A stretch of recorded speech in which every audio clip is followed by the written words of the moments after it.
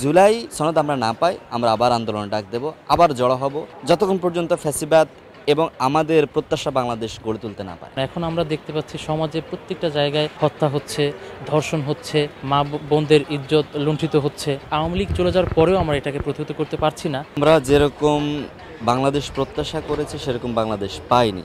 তার আমরা প্রধান কারণ বলবো যে আমাদের মাননীয় সরকার যেভাবে উদ্যোগ গ্রহণ করা ছিল আমাদেরকে প্রথম থেকে হতাশ করে আসছেন। হ্যাঁ, আশা অনেক দিয়েছেন, কিন্তু হতাশ হয়েছি সেটা আমরা উপলব্ধি করছি অথবা আমরা অনুমান করছি যে সরকারের মধ্যে যে সকল ফ্যাসিবাদ আছে সেটা এখনও থেকে গেছেন। সরকার বাধাপ্রাপ্ত হচ্ছে বলে আমরা মনে করছি, অথবা সরকারের আন্তরিকতার অভাব আছে বলে আমরা মনে করছি। তো যতক্ষণ পর্যন্ত মূলোৎপাটন করতে না পারবো সকল জায়গা থেকে ফ্যাসিবাদকে, ততক্ষণ পর্যন্ত আমাদের এই জায়গাটা আমরা সফল হতে পারবো না। সাথে সাথে রাজনৈতিক দলগুলোকে যদি আমরা একীভূত হতে না দেখি, তারা যদি আন্তরিক না হন, তাহলে বাংলাদেশের যেই জন্য আমরা আন্দোলন করেছি, শত শত হাজার হাজার মানুষ জীবন দিয়েছে, আহত হয়েছে, আমরা আমাদের উদ্দেশ্যে কখনোই সফল হতে পারবো না। এখন পর্যন্ত জুলাই সনদটা এখনো দেওয়া হয় নাই, এটা আমাদেরকে প্রচণ্ডভাবে হতাশ করেছে। আমরা অলরেডি বলছি ছাত্র জনতার পক্ষ থেকে, কালচারাল জায়গা থেকে, সকল জায়গা থেকে বলছি, যদি জুলাই সনদ আমরা না পাই, আমরা আবার আন্দোলন ডাক দেব,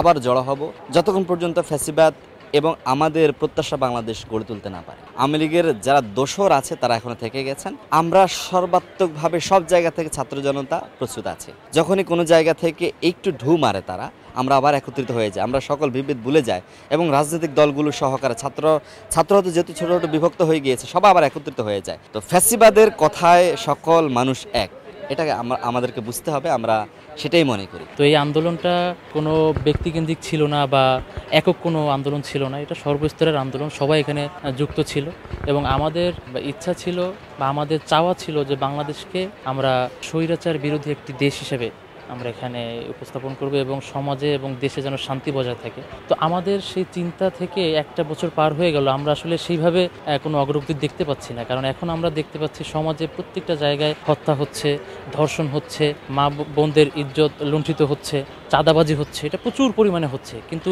এগুলো কিন্তু 5ই আগস্টের বা আন্দোলনের আগেও ছিল। আমরা কিন্তু এইগুলোকেই আমরা মূলত প্রতিহত করতে চেয়েছি, কিন্তু সেইগুলো আমরা আওয়ামী লীগ চলে যাওয়ার পরেও আমরা এটাকে প্রতিহত করতে পারছি না কিছু নির্দিষ্ট মহলের কারণে।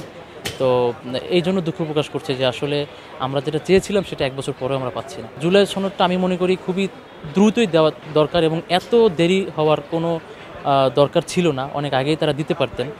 আমরা মনে করি যে এত আন্দোলন, যেহেতু এই আন্দোলনটা কোনো একক কোনো আন্দোলন না, সবার আন্দোলন, এটা সবার বাংলাদেশের সর্বস্তরের আন্দোলন।